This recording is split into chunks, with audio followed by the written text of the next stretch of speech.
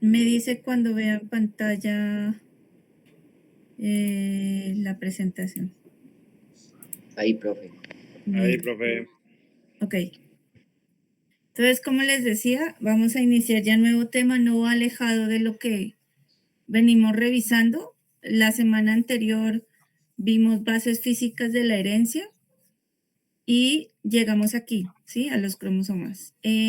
Y a nivel de cromosomas, pues miramos su morfología, su estructura, cómo es la organización de la información genética dentro de los cromosomas y creo que hice una particularidad en que hay información genética exclusiva de, o contenida más bien, en los cromosomas sexuales. Hasta ahí, resumen de la clase anterior. Entonces, le venía mencionando que haciendo una breve memoria de genética mendeliana, ¿sí? Los caracteres se transmiten de generación en generación. Mendel estableció 3 leyes para su estudio, ¿sí? Y de esas tres leyes, lo importante es las proporciones de esas progenies, ¿cierto? Que van en dependencia de qué? De cómo son las líneas parentales. Mendel descubrió que, Mendel desconocía. Mendel en sus estudios, ¿sí? Realmente muy empíricos, fundamentó las bases de la genética, pero él Profe, realmente, señora. ¿me escuchas? Sí, Tú me llamaste a lista, no escuchaba nada. claro que sí. Barona Parra María Camila. Sí, señora. La llamé 2 veces. Ay, profe, no le escuchaba nada. ¿Usted en la clase anterior estuvo? No, profe, no pude. Tuve que llevar a mi perro al veterinario. Bueno, señora. Muchas gracias. Entonces, Mendel desconocía, ¿sí? Realmente esos caracteres que eran hereditarios, que se transmitían de generación en generación y que él observaba a través de las poblaciones y logró cuantificar y logró establecer las proporciones, pero él desconocía dónde se localizaban, ¿sí? Entonces ya el avance con otros personajes de la historia ubican a Thomas Morgan, ¿sí? Que él ya es biólogo experimental y genetista al mismo tiempo, entonces ya su formación académica era mucho más grande, digamos que hacia la época de 1866 y 1945, y él demostró, ¿sí? Por eso aquí le dejo la palabrita en rojo. Él demostró los postulados o los, se me fue la palabra, los experimentos. Él demostró el experimento de Mendel, ¿sí? Entonces, él ya no usó guisantes, sino que aparece aquí una especie muy famosa, Drosophila melanogaster, que es donde Morgan demostró la teoría de los genes, es decir, que hay información genética que se hereda generación tras generación. Pero lo interesante del cuento es que como él ya no usó plantas, sino usó animales, entonces aquí ya es muy, muy importante tener en cuenta la información contenida en los cromosomas que vimos la semana anterior. ¿Sí? Y en términos muy generales, digamos que él basó sus estudios también desarrollando o implementando lo que conocemos a nivel teórico, que es la teoría cromosómica de la herencia, ¿sí? O también la teoría ligada al sexo, porque ya lo vamos a entender más adelante. ¿Quién es Drosophila melanogaster? ¿Lo conocen? Creo que todos la conocemos. ¿Sí o no? No. Yo no, profe. Bueno, ¿usted ha dejado un bananito encima de su mesa de comedor por 1 o 2 días? Sí, ¿Qué mira alrededor de ellos? Unas pequeñas moscas, ¿cierto? sí. Mosquitos.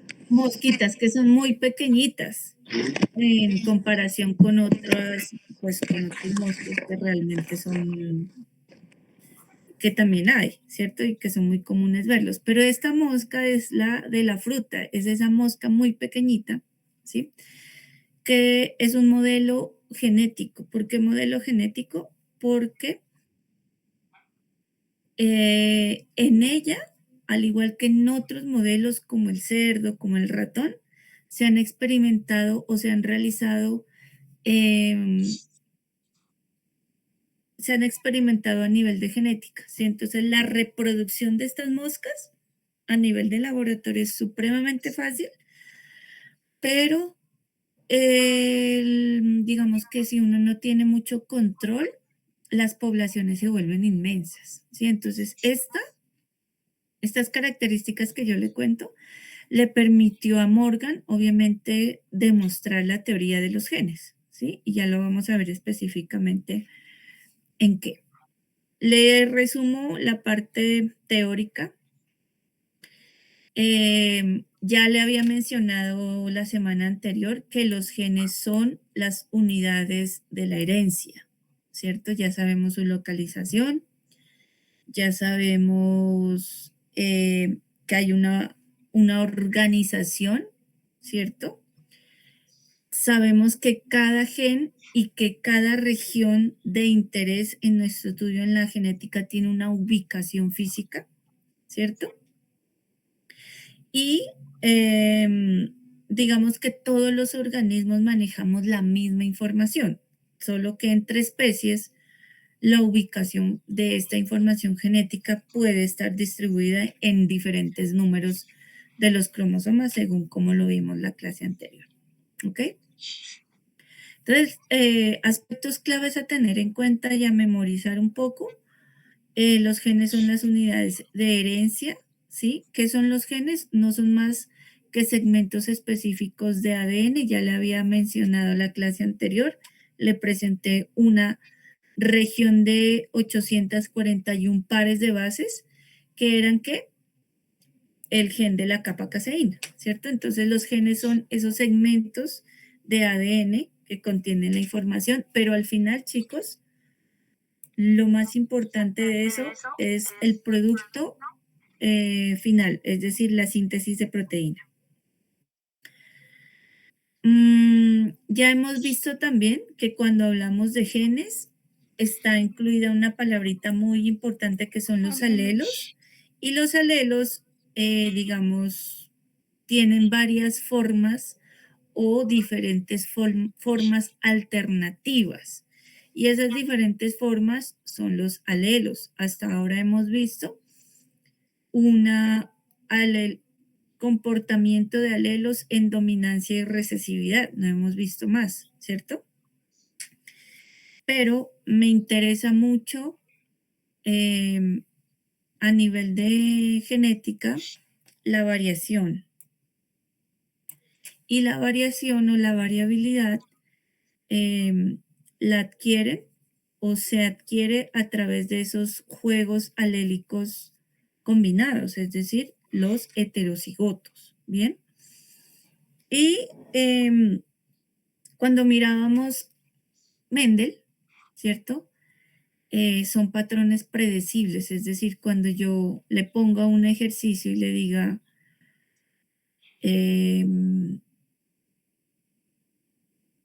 ¿cuáles son las proporciones genotípicas en un cruce de individuos monogénicos? ¿Qué me diría Gámez, Caicedo, Luisa María?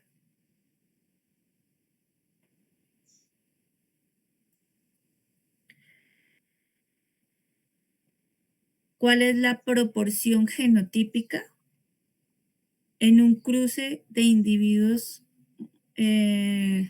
monohíbridos.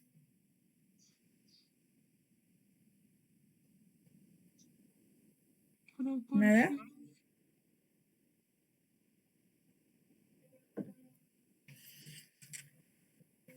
¿Están conmigo? Sí, profe. Bueno, entonces, cuando yo menciono a Mendel, yo realmente no tengo que hacer mucho esfuerzo en recordar cómo es la genética de esas proporciones, es decir, de esa F1 o de esa F2, ¿sí? De esas poblaciones. No, no debo tener esos vacíos teóricos porque le digo que le he dicho desde que iniciamos clase, las leyes de Mendel son las que le ayudan a resolver esas preguntas. ¿Viendo por qué? Porque son patrones predecibles. Y al decir patrones predecibles, ¿me están entendiendo? Es decir, cuando yo le digo qué patrón predecible hay en el cruce de individuos puros. O sea, que se pueden evidenciar fácilmente, no sé, o 3-1 o 75-25%. Patrones predecibles es eso, ¿sí? En el que yo tengo que tener la consideración que si cruzo individuos puros, ¿sí?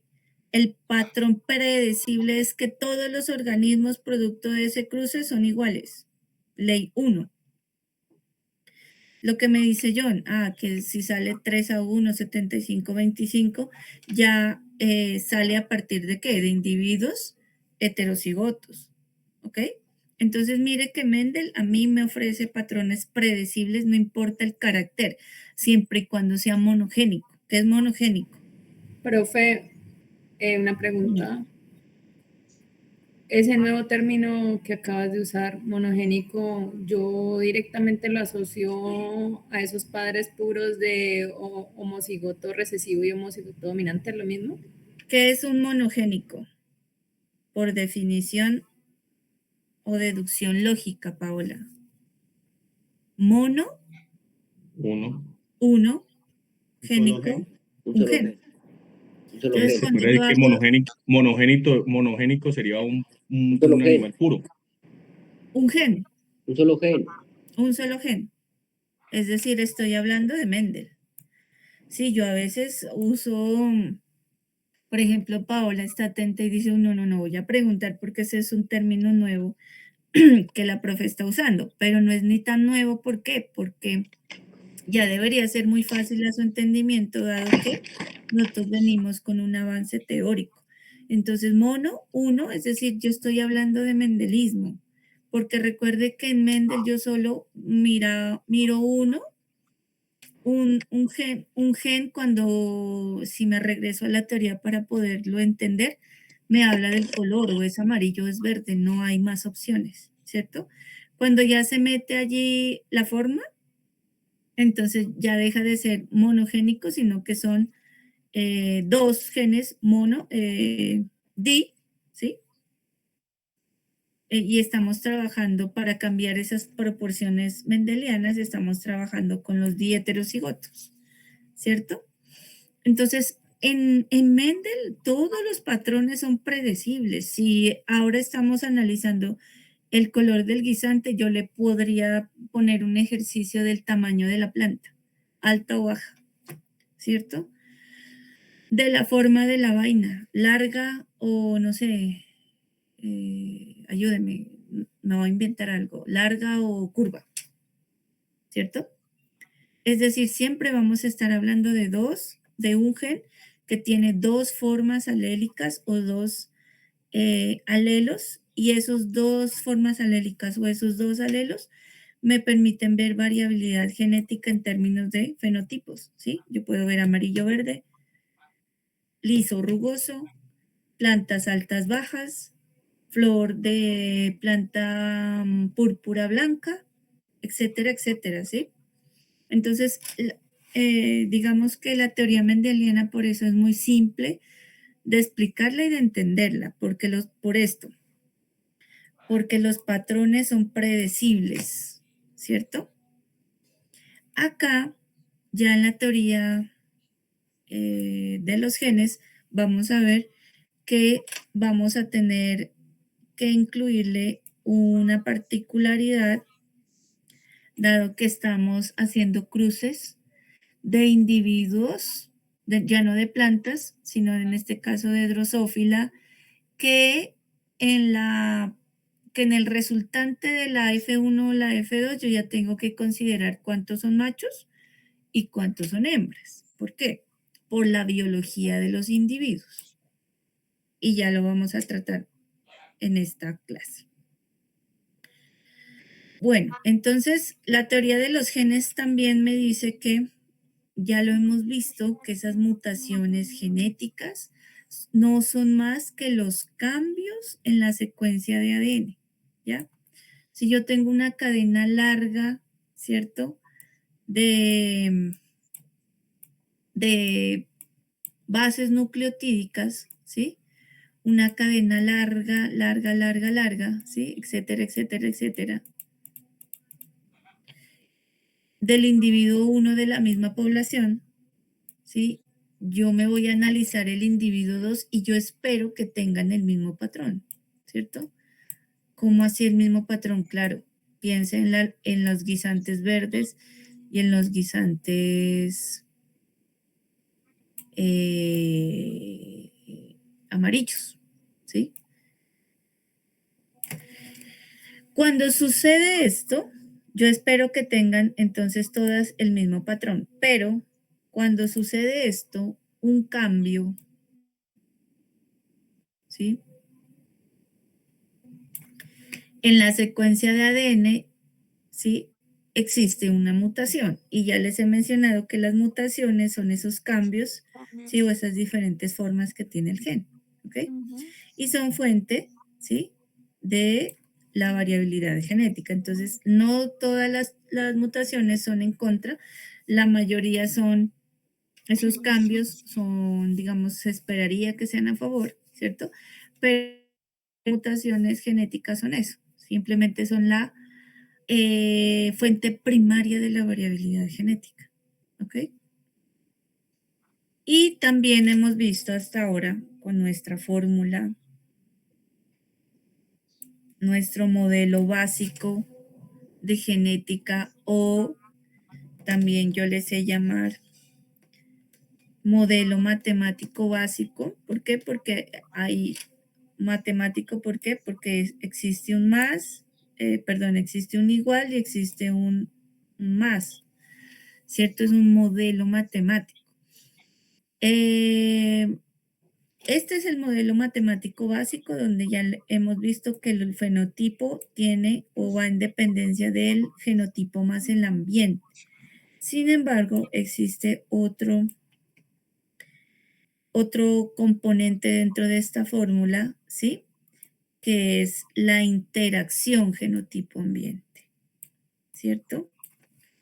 Y esa interacción genotipo-ambiente también es supremamente importante cuando yo hablo de interacciones genéticas. Ya, miren, la epigenética realmente es esa patica de la genética que está estudiando de dónde vienen o de dónde proviene, ¿cierto?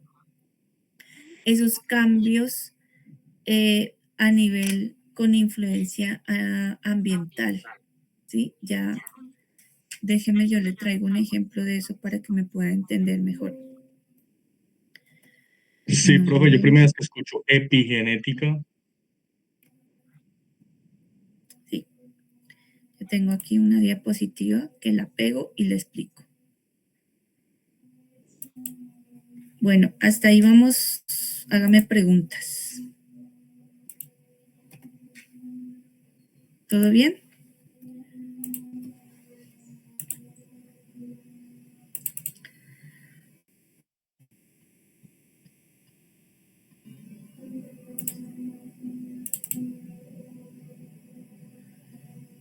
Ujú.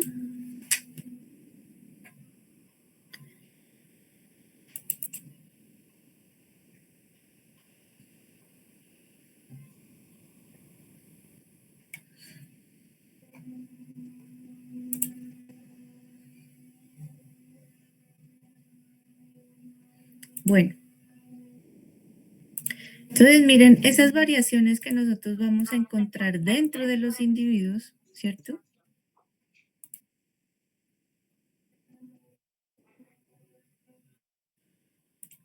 Ahí miran la presentación. ¿Sí? Sí, profe. Entonces, miren, la diferencia, es decir, la variabilidad genética, le estoy diciendo, es lo que a mí, como mejorador, me interesa más para yo a futuro poder realizar mejoramiento genético en cualquier especie que sea bajo cualquier característica de importancia, ¿cierto? Pero se deben considerar unos detalles supremamente importantes y en este caso es esa variación dentro de los individuos, ¿sí? Que obviamente no los presentan todos los individuos, es la variación dentro de individuos y se refiere a esas variaciones a nivel de células y tejidos, ¿cierto? Entonces, es aquí donde viene la epigenética, ¿sí? Que es la que estudia los cambios que activan, ¿sí? O inactivan a los genes, sin cambiar la secuencia del ADN, ¿ok? Entonces, ¿qué factores se deben considerar? Todos los factores ambientales, ¿cierto? Alimentación, ejercicio, medicamentos, sustancias químicas. Hoy en día el estrés genera también esos cambios de activación o inactivación de los genes. Entonces, mire, me preguntaban, cuando nosotros, porque hay personas que desarrollan cierto tipo de cáncer y hay otras que no lo hacen, ¿cierto? Por los factores ambientales. Entonces, todas las personas en la carga genética tenemos la información de o los genes de diabetes, tipo 1 o 2, ¿cierto? ¿Por qué no? Porque yo hoy en día no los tengo, porque posiblemente he desarrollado hábitos de vida a favor, es decir, estoy en un ambiente favorable, me alimento bien, hago ejercicio regularmente, no consumo tabaco ni alcohol, ¿cierto? Pero hoy en día no solo eso es importante mantenerlo en el ambiente, sino que el incremento de la temperatura ambiental ya tiene un efecto sobre el individuo. La contaminación ambiental con agentes tóxicos y químicos o sustancias químicas también, ¿sí? Y esa interacción con microorganismos, todo, entonces miren que ya por eso la epigenética resulta ser esa ciencia que explica, ¿cierto? Por qué hay cambios internos que muestran diferencias genéticas, pero sin cambiar la secuencia de los genes. Entonces, ¿cómo actúan estos? Hay una modulación de la expresión y participan obviamente procesos celulares y procesos en los tejidos, ¿sí? Entonces ya le voy a explicar con un ejemplo de nuestra área. Entonces, miren, en ganadería, ¿sí? ¿Sabías que el 60% de las vacas tienen o desarrollan hígado graso? Y el 100% de esas vacas que tienen hígado graso tienen cetosis al mismo tiempo. Usted ya vio fisiología, ¿cierto? ¿De qué depende, sí? Que un animal, en este caso un bovino, en producción de leche, desarrolle hígado graso, o más bien, primero le digo, ¿qué daño causa el hígado graso y la cetosis en vacas? Entonces, inmediatamente reducen la producción de leche, empiezan a perder peso corporal, disminuyen el consumo de alimento y es con esto que se incrementa, ¿sí?, la incidencia de enfermedades, además que obviamente se reduce la fertilidad. Entonces, palabras más, palabras menos, dentro de los sistemas de producción sucede esto. Pérdidas económicas, ¿sí?, en las granjas lecheras. Ahora sí, como usted ya vio fisiología, dígame cuáles son las causas del hígado graso y como consecuencia también de la cetosis. Fisiología.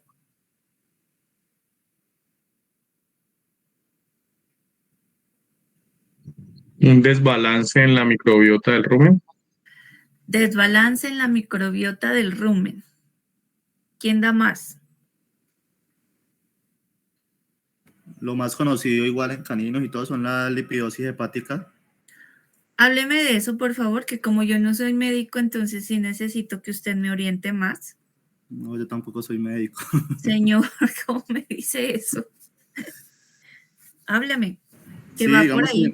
digamos que en los gatos pasa cuando hay un ayuno pues prolongado, cuando hay estrés, pasa eso. Hay lipidosis idiopática también, que se desconoce la causa. En bovinos sí no sé. Pues cuál es no, la causa. fisiológicamente digamos que no puede ser la gran diferencia entre un animal y en una especie y otra, ¿no? Digamos que todos a nivel interno, todos los individuos mantenemos la misma organización en cuanto a órganos, funcionamiento y demás, ¿sí? Pero tiene mucho que ver con lo que está mencionando el compañero. Él dijo, yo le estoy aquí preguntando cuáles son las causas del hígado graso y él acabó de mencionar por allí el estrés, que es una de las causas. Pero en bovinos pueda que sí, realmente no tengamos mucho conocimiento, entonces, pero sí de un término muy conocido en nutrición que es el balance energético negativo. ¿Qué pasa en el balance energético negativo? ¿Sí? Generalmente a toda hembra que tiene esos procesos de gestación y después de parto, ¿sí? Viene un periodo perinatal muy crítico, muy crítico. Entonces, ¿cuál es ese periodo? Generalmente 42 días antes y después del parto, es decir, es ese periodo antes y después del parto, donde la hembra necesita mayor ingesta de alimentos, ¿sí? Y mayor energía dentro de su dieta. Como a veces esto se pasa desapercibido en la mayoría de hembras, ¿no? Yo no creo que en gatos y en perros sea la excepción. No sé si y usted sí me ayuda ahí, que es médico de pequeños, y diga, no sé si como veterinarios en el control de esa hembra gestante le dicen, oiga, va a llegar un periodo en el que es necesario cambiarle la alimentación, ¿sí? Días antes del parto y días después, con el propósito de que esa hembra no llegue en un balance energético negativo. Como eso no pasa, entonces a nivel interno, ¿sí? El cuerpo empieza a movilizar grasa, ¿sí? En tejido. ¿Para qué? Para satisfacer o para compensar esas demandas energéticas. Y como nos decía el compañero, esto obviamente conduce al almacenamiento de ácidos grasos en hígado, ¿sí? Entonces hay una función hepática ya en desequilibrio. Me perdona si no uso los términos correctos. 2, el estrés. Bueno, entonces cuando un animal está estresado, ¿sí? Puede ser por condiciones medioambientales, por condiciones de manejo. En el momento del parto, entonces también a nivel hormonal, se desencadena el aumento de las concentraciones de grasa en sangre y esto conduce a a más radicales libres, ¿sí? Que como ya hay una disfunción hepática, no se puede, digamos que el hígado no puede atacarlas. Y esa es la razón por la cual el 100% de vacas con hígado graso, ¿sí? Tienen cetosis, porque la cetosis ¿sí? Es cuando el hígado graso no puede transportar esos cuerpos cetónicos, ¿sí? Entonces, ¿cuál es el resultado? La cetosis. Pero mire de dónde viene, ¿sí? Estas condiciones de salud dentro de los animales. ¿Sí, Pi?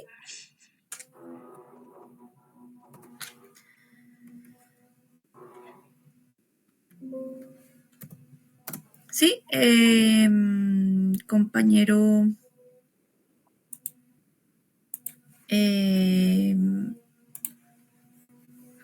John, ¿le quedó claro lo que es la epigenética?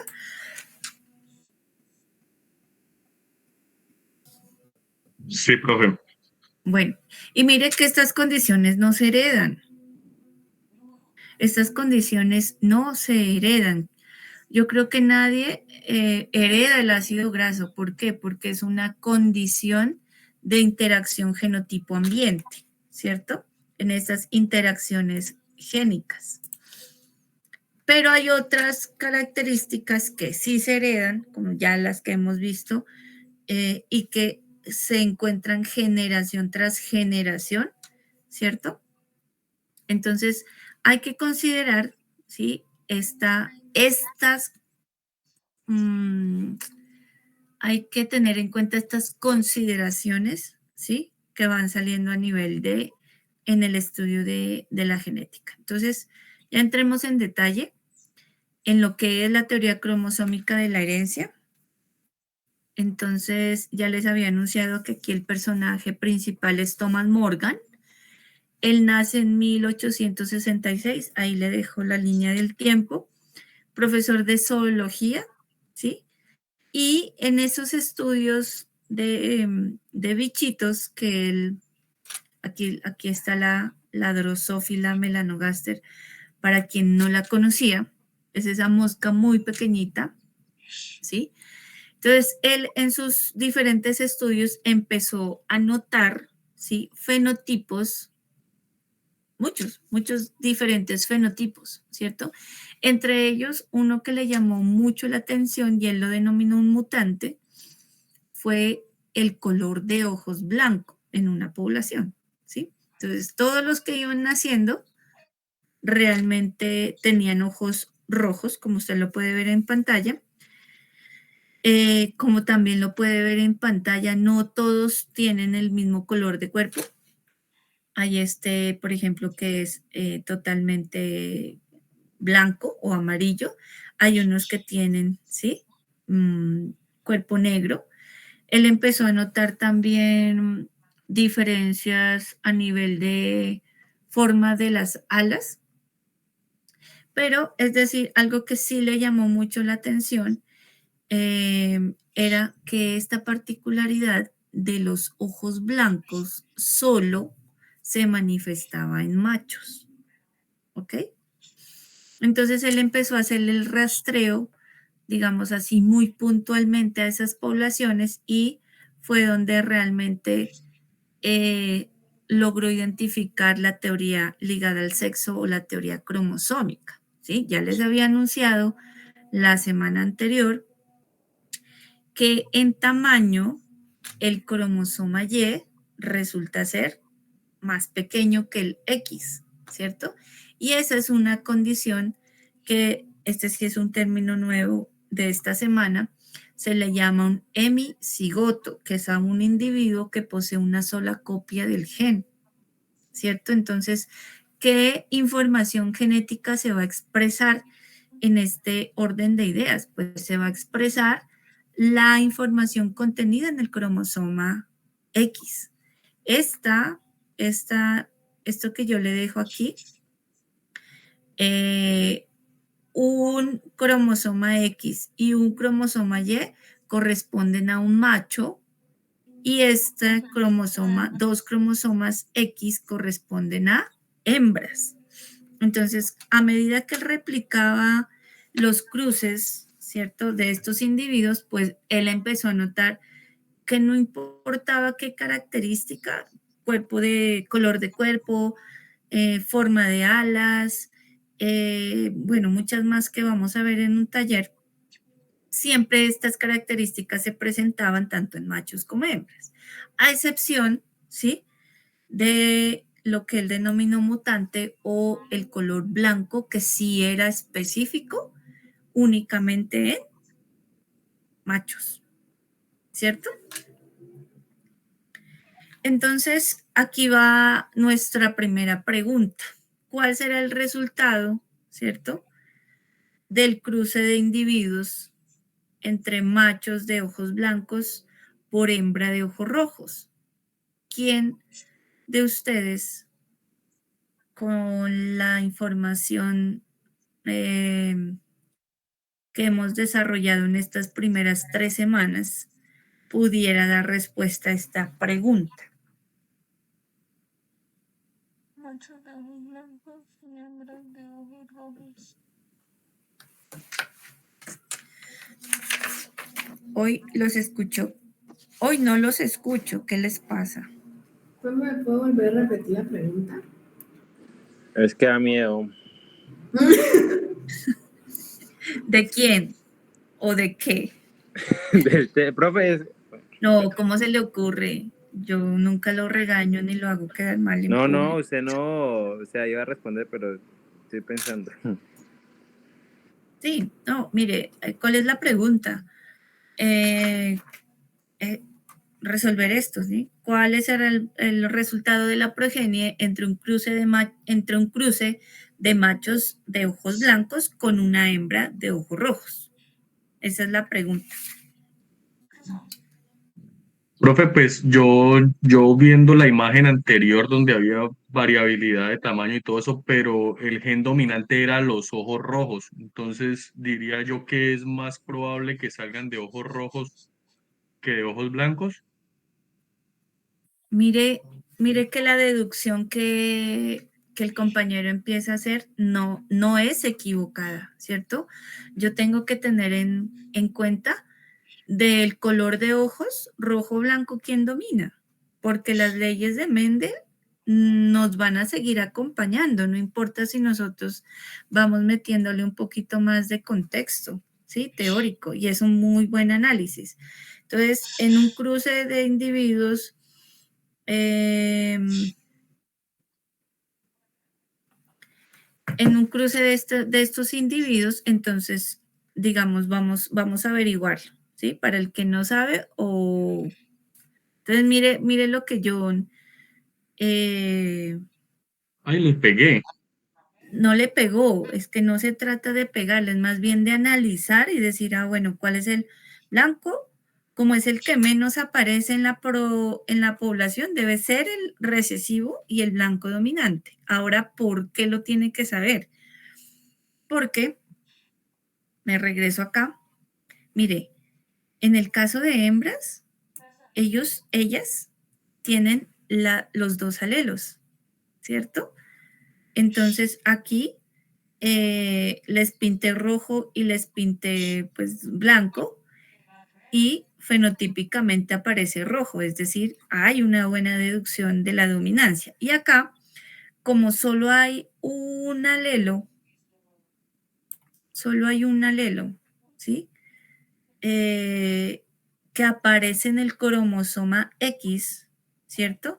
Y es el único que le otorga el fenotipo a ese individuo, en este caso macho.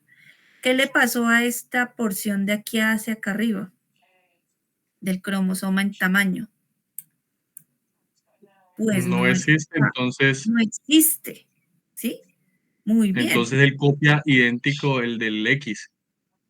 No copia idéntico, porque esa información no está, no hay con quién contrarrestar, como en el caso de acá, y decir cuál es dominante y cuál es recesivo. Como no hay información, John, simplemente se expresa lo que existe en el cromosoma. Profe, en caso de que sea inverso el tema y la hembra sea la que tiene los ojos blancos y el macho el rojo, ¿va a ser igual o en este caso sí cambiaría el resultado? Le pregunto a usted, para que una hembra tenga ojos blancos, Pues tendría que ser ¿qué información genética tendría que tendría tener? que ser el dominante los ojos blancos. No, señor. ¿No? Acabamos de Ambos decir que la cromosomas tendrían dominancia... blanco. acabamos de decir que la dominancia es del color de ojos rojos, entonces la respuesta debería ser, deberíamos encontrar, profe, 2 alelos recesivos en cada cromosoma X, ¿sí? Y eso a nivel de proporciones ya lo hemos visto. ¿Cuál es la proporción en un cruce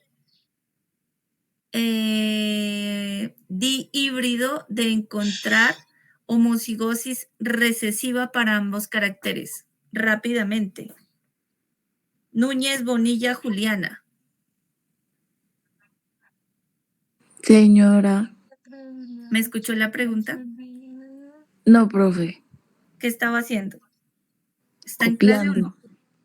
Sí, profe, Responda. copiando. En un cruce de individuos dihíbridos, ¿cuál es la proporción de la progenie en homocigosis recesiva?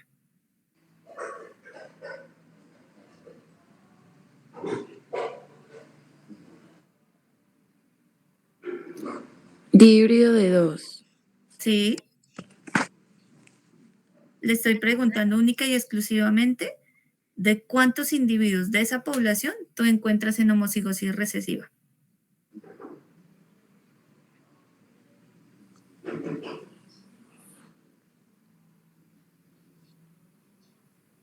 ¿Uno? Uno, muy bien, 1. Entonces, para darle respuesta al compañero, hay una probabilidad muy baja que encontremos hembras con este fenotipo. ¿Por qué? Porque acabamos de mencionar que encontrar 2 alelos en homocigosis recesiva es muy, muy difícil, ¿cierto?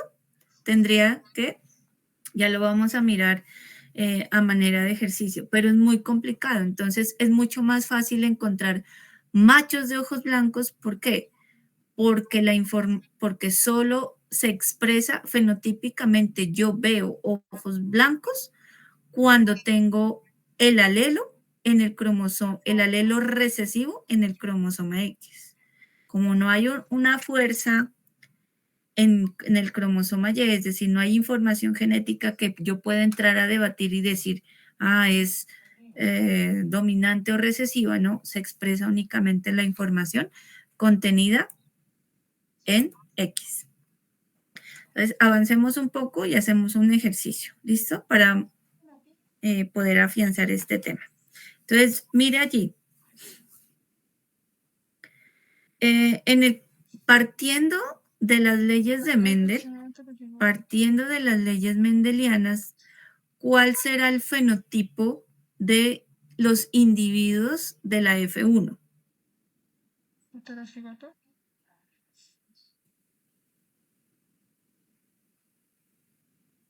Hay un cruce, ¿cierto? De individuos de la F1. Mírelo aquí.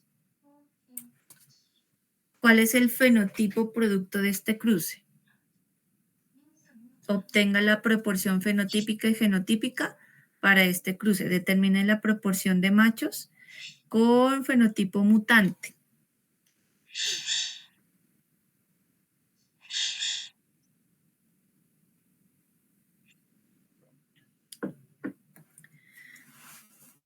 ¿Lo hacemos? Hilary. No está en clase.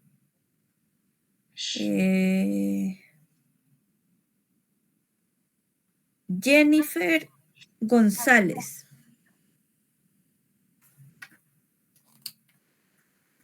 Jennifer.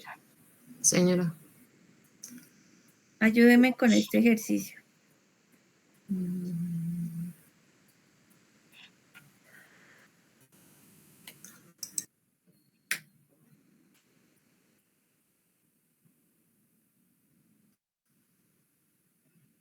¿O lo hacemos entre todos? Sí, profe. De todos. Entre todos. Bueno, pues miren que el fenotipo, ya les había mencionado, el fenotipo no va a cambiar, ¿cierto? Porque estábamos hablando de lo que les mencionaba, es predecible lo que yo voy a encontrar.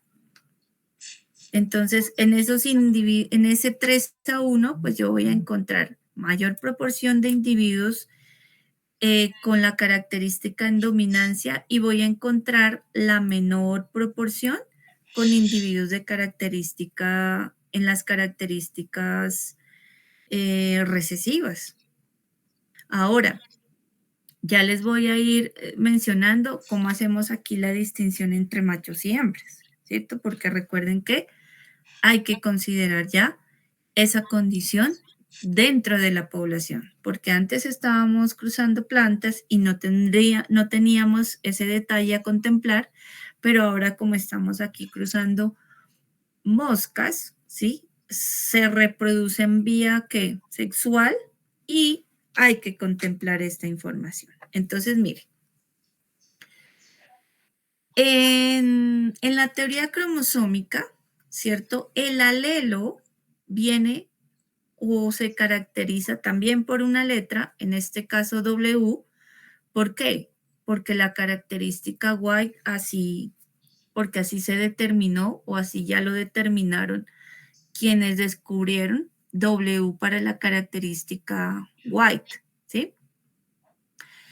Y, es decir, W, ¿cuáles son los alelos? W para la característica recesiva y W más, ese es el alelo, no me lo estoy inventando. Si usted va a buscar en cualquier libro o documento, los alelos, ¿sí? Para este carácter en esta especie se determinan con esta sigla, W más. ¿Ok? Hasta ahí vamos, ¿cierto?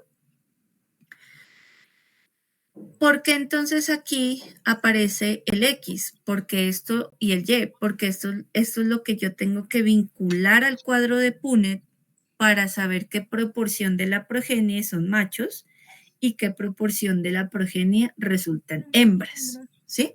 Entonces, en un cruce de hembras, este es vamos a iniciar con el cruce de parentales puros.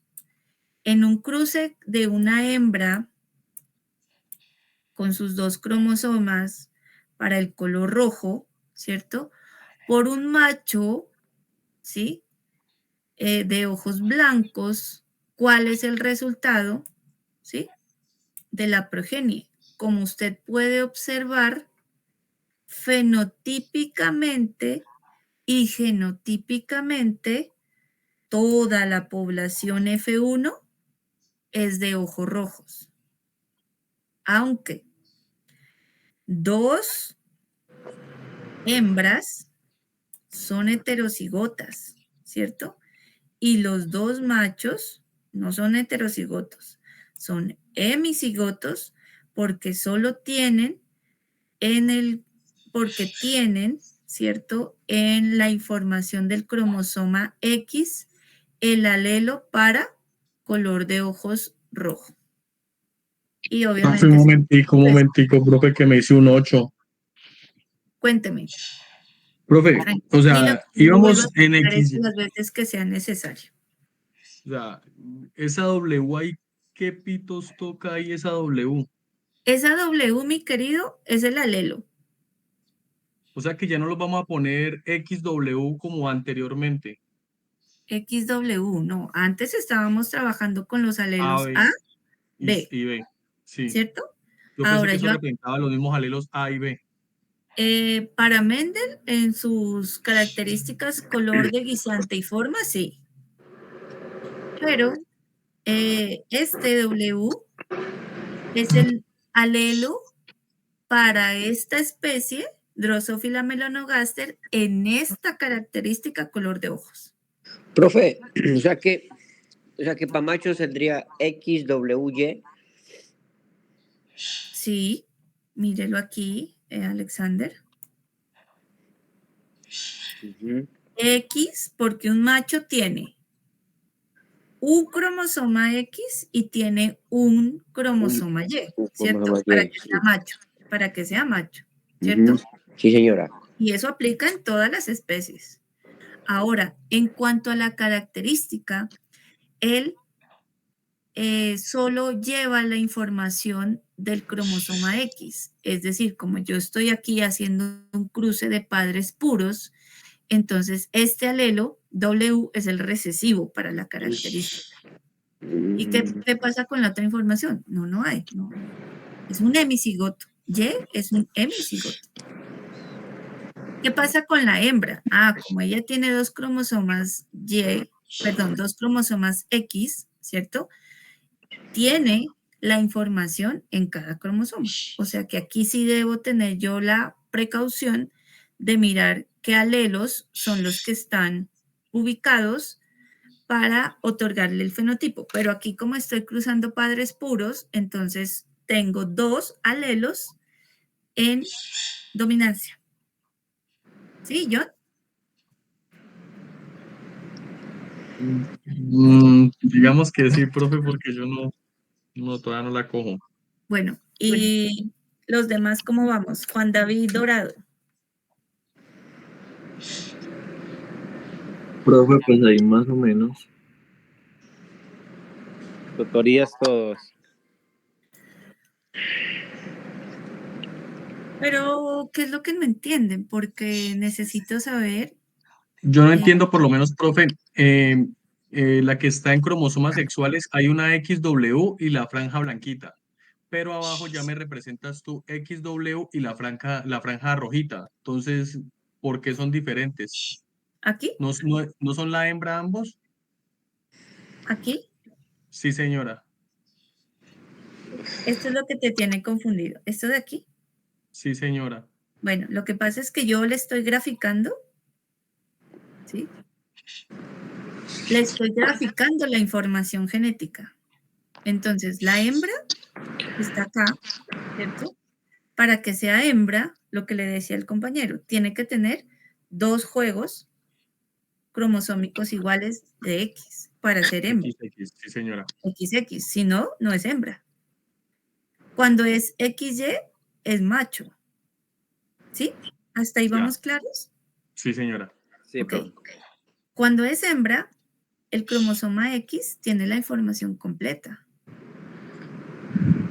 ¿Sí? Por eso es del mismo tamaño. Este X que le represento aquí y este X que le represento aquí es el cromosoma completo del mismo tamaño. Y aquí estas bandas rojas representan esos alelos, es decir, Ojos rojos. W, ojos rojos. O sea, las 2 hembras siempre van a tener las W en terminaciones como XW, XW. En cambio, los machos nomás llevan un solo W. Claro, por ser condición. Ahora, si usted me está preguntando lo que vemos del resultado de este cruce, claro, yo voy a tener 2 hembras, ¿cierto? En heterocigosis. ¿Por qué, profe? Porque mire, al ser 2 hembras, vuelvo y le digo, tienen los 2 cromosomas, Completos. 1, 2 completos. Y al ser completos, cada uno tiene un alelo. En este caso, hay un alelo en dominancia y uno en recesividad. Es decir, lo que nosotros habíamos analizado, clases anteriores, lo que definimos como heterocigoto, ¿sí o no?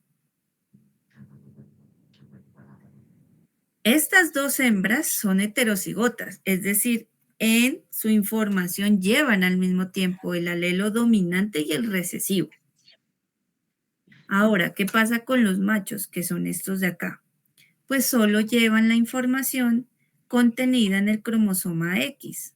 En este caso, para este cruce, dentro de este ejemplo, llevan la información del alelo dominante, que es W+. ¿Y el Y qué hace allí? Pues el Y es el que le otorga la definición de, digamos, el Y es el que otorga el sexo en las especies.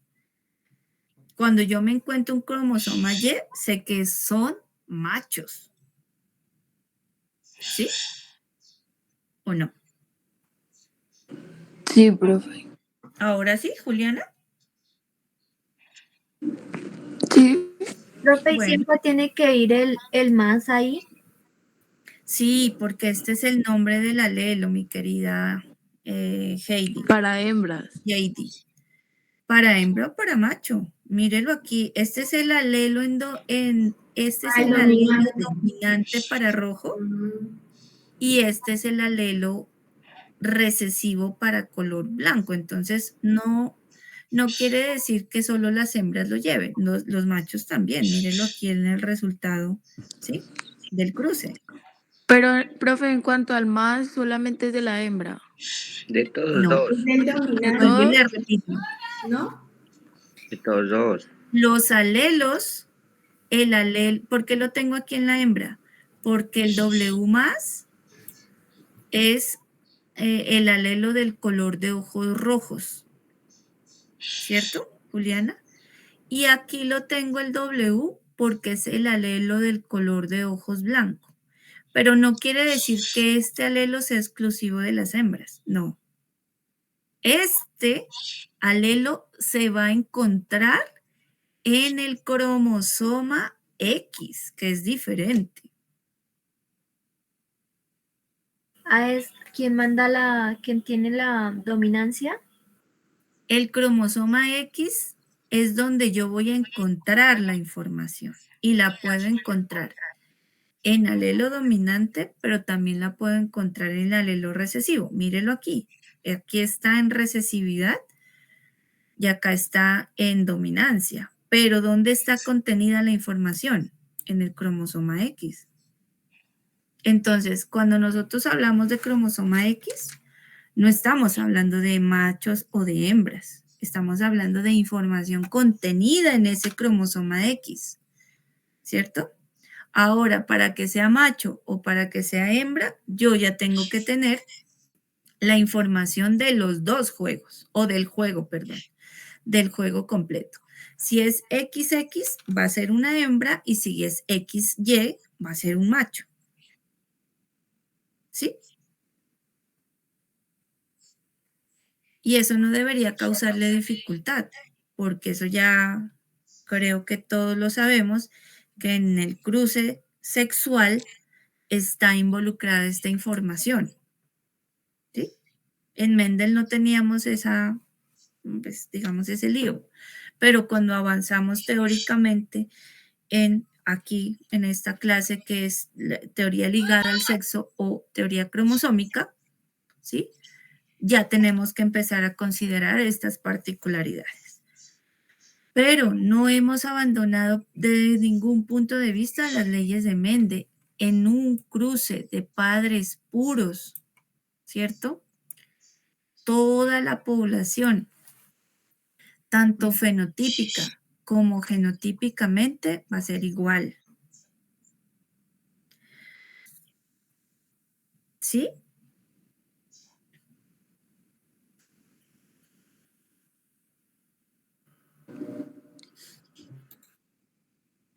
Como Medina Mariana. Ahí vamos, profe, procesando. No es Pues tan fácil, pero me ahí vamos. preocupa mucho porque es decir, si yo avanzo, no me va a entender lo que viene.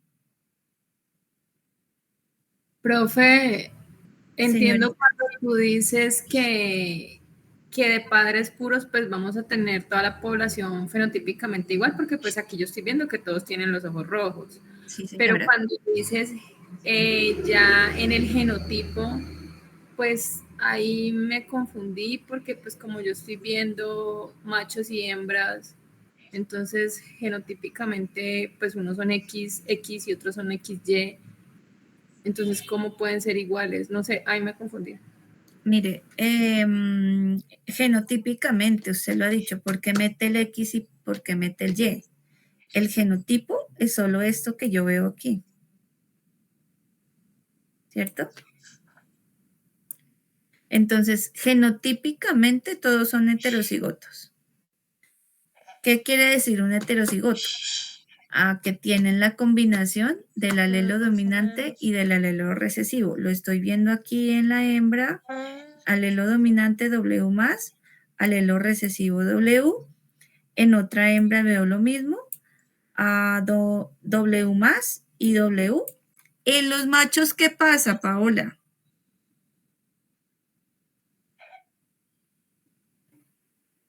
Esto, recuerden que se llama ¿cómo?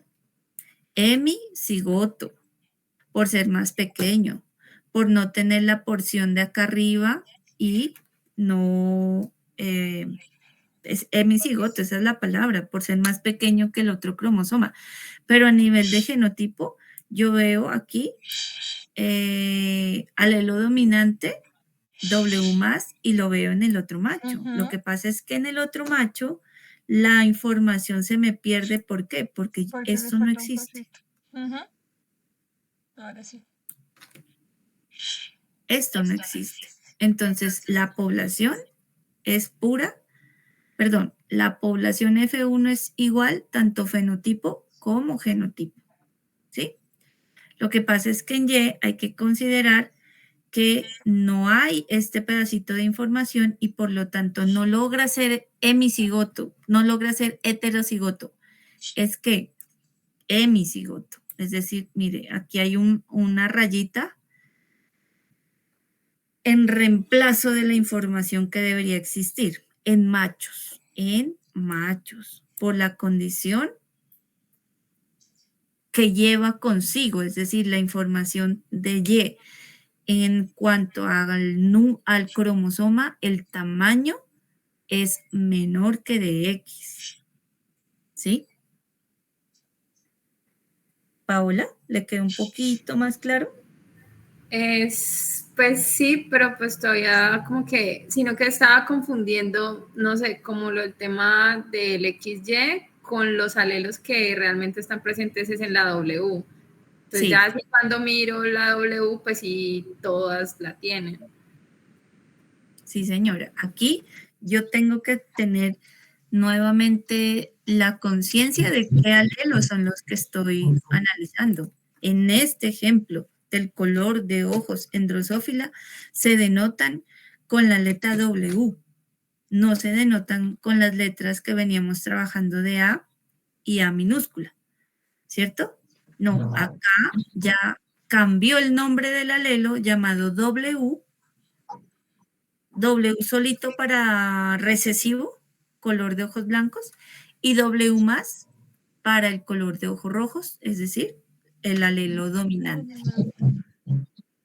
Y la metodología de los cruces va a ser la misma, mis niños. O sea, por eso era que yo le decía, si usted domina ya los cruces de Mendel, para poder, bajo esa misma dominio, avanzar en la teoría cromosómica. Pero si yo no domino Mendel, tengo vacíos teóricos y prácticos, aquí sí debe tener la cabeza vuelta un 8, se lo aseguro.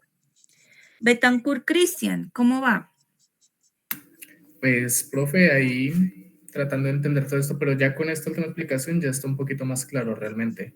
¿Por qué te pregunto? Porque creo que tú alcanzas un dominio más rápido que tus compañeros, según lo que yo he visto, y me perdonan los demás, en esa aplicación práctica de los ejercicios, ¿cierto? Entonces la sacas fácil. Bien, perfecto.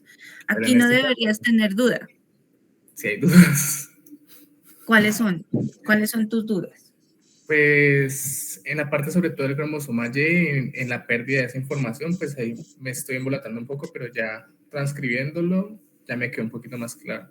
Sí, Ya recuerden tocará que ver no un es ejercicio pérdida, para ¿sí? reforzar. No es pérdida, es únicamente el tamaño. Y eso lo vimos la semana anterior. El tamaño de Y es mucho más pequeñito de X y por lo tanto carece de esa información. Pero no quiere decir que el individuo aquí, por la ausencia de la información, me vaya a salir un mutante, como por ejemplo, sin una ala. No, sino que sigue haciendo énfasis la dominancia y la recesividad para la expresión de la característica, no es más. ¿Quién me iba a abrir el micrófono? Yo, profe, pues no sé si de pronto me puedo, o sea, no sé si lo que voy a decir está mal, No no importa, sé, no o será sea, juzgado. lo que tú estás graficando en ese cuadro como tal es lo mismo que lo tienen en las varitas esas de los cromosomas, ¿cierto? Sí. Tal cual. ¿Estaría bien explicado así? No. Sí, señor. Es decir, yo aquí le estoy haciendo dibujo, como ustedes dicen, para mayor entendimiento. Pero este Ya, cuadro no es ahora más que, sí. pero este cuadro no es más que cuadro de Punnett y lo que yo internamente veo son ¿qué? La Los combinación cromosomas. de los alelos. Ya, ahora sí, ya ahorita sí, ya. Ahora sí ya puedo entender. Yo en Mendel no le, o bueno, sí, yo le graficaba también, si usted revisa las diapositivas, yo le ponía dentro de los cuadritos el color de los guisantes, ¿sí? Para hacerle memotecnia a esto. Como yo ya salí de las bolitas amarillas y verdes, ahora aquí le pongo la carita de las moscas con sus fenotipos que estamos analizando, el color de Ya la ojos. cogí, profe. Entonces, Pero por cuando lo usted menos, vaya a hacer un cruce, pues no tiene que dibujar, simplemente tiene que tener el dominio de esto, de los alelos, para poder leer los fenotipos. ya, profe, ahora sí creo que la cogí ya. Bueno, eso está muy bien, simplemente que pues para mayor facilidad del estudiante, ¿cierto? Pero este sigue siendo nuestra herramienta de cuadro de Punnett. No se vaya a poner a dibujar, simplemente tenga en consideración los alelos. Ahora, como estamos en la teoría cromosómica, casi siempre tendría que complementar la información. Ok, ¿cuántos machos con las características en estudio y cuántas hembras con las características en estudio? Aquí sí ya me toca hacer la distinción entre machos y hembras dentro de esa población resultante. Pero si yo me regreso aquí, mire, vamos a tener las mismas, los mismos patrones predecibles. No se olvide, vamos a seguir manejando los mismos patrones. ¿Por qué? Porque estos individuos que van apareciendo en la historia de la genética replican, ¿sí? Replican, se me va la palabra, tendría que escribirlas, replican los experimentos de Mendel, ¿cierto? Y al replicar los experimentos siempre se van a encontrar con los mismos patrones predecibles o lo que conocemos proporciones. Entonces aquí les estoy dando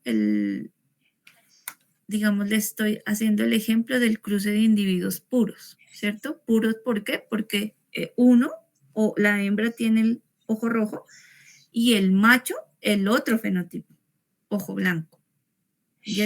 ¿Listo? Entonces, resultado, toda la población F1, ojos rojos. Y fenotípicamente, que es lo que está en las letras, son los alelos iguales. Bien. Miren aquí. Igual que Mendel. Cuando yo empiezo a cruzar individuos F1 por sí mismo, yo veo expresado, ¿cierto? La aparición de la condición recesiva. ¿Qué estoy cruzando aquí? Los individuos del cruce anterior. Entonces estoy cruzando hembras heterocigotas por machos hemicigotos. Hago la división de la información, realizo cuadro de Punnett y tengo proporción ¿cuánta? 3-1. 3-1. 3-1. 3 individuos, ¿cierto? O 3 fenotipos color de ojos rojos y un fenotipo color de ojos blancos. Aquí no he metido ni hembras ni machos. Estoy confirmando las proporciones mendelianas. Ahora, en esa población de 3-1, ¿cuántos machos y cuántas hembras con la condición? ¿Y cuáles son sus genotipos? Entonces, en esa condición, si yo le pregunto cuáles son los genotipos de estas proporciones, según las leyes de Mendel, ¿qué me diría Valentina Gallego Rúa? María Camila Agredo. Profe, qué pena, Valentina me escribió que está teniendo problemas de conexión. María Camila Agredo, ¿cuáles son las proporciones genotípicas cuando yo encuentro estas... No, ¿cuáles son los genotipos en esta proporción de la población? Ay, es que no entiendo la pregunta, profe. O sea, sería... No, no entiendo la pregunta. Bueno, espérese que yo también la estoy pensando para preguntársela. ¿Cuáles son en una población, en una proporción de 3:1, ¿cierto? ¿Cuáles son los genotipos? ¿Cuáles son los genotipos? Pues por lo menos en el 1 sería XY y en el 3 ya sería X más, X más, X más, X y X más Y. No. ¿Así? No. ¿Cuáles son los genotipos? Cuando usted me dice X y X, usted ya me está diciendo, ya me está metiendo ahí las hembras y los machos, ¿cierto? Sí. Por ahora, despejemos esta duda de los genotipos. En una proporción de 3:1, ¿cuántos genotipos me encuentro? Ahí sí ya. ¿Cuántos genotipos me encuentro? 4. Recuerde Mendel. 4. Ah, ok, ya entendí. Genotipos. 3. ¿Cuáles son?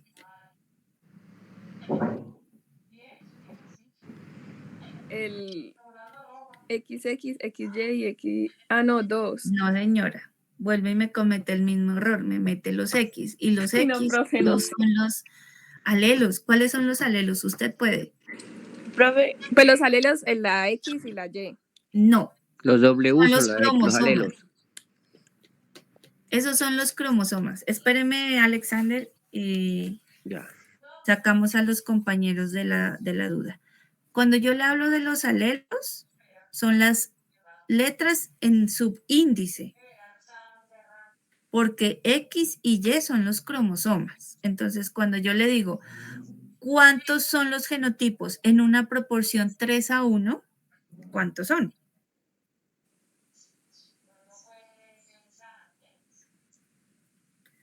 Ayúdele, Varona Parra María Camila. John, la profe no te está viendo, así que Profe. por más de que alces la mano no te va a ver. ¿No sería XY y XX? No, señorita. ¿Quién está alzando la mano? Profe John. John. Ah, no, John, espere. Yo ya la entendí, profe, la pregunta. Bueno, no, pero calladito, pues que tengo que saber qué piensan todos los compañeros. Horta Hincapié María Camila.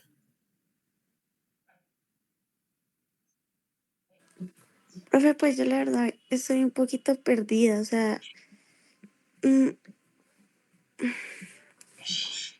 o sea, ¿Se ni sabe las siquiera... leyes mendelianas? Dime. ¿Se sabe las leyes mendelianas? No. Entonces no le puedo colaborar. ¿Por qué? Porque yo le dije a ustedes, y no solo a usted, no me lo vaya a tomar personal, le dije a todo el grupo, si hay algo que se tiene que aprender como el Padre Nuestro son las leyes mendelianas, porque de eso depende que nosotros entendamos de aquí en adelante los ejercicios que vamos mirando. A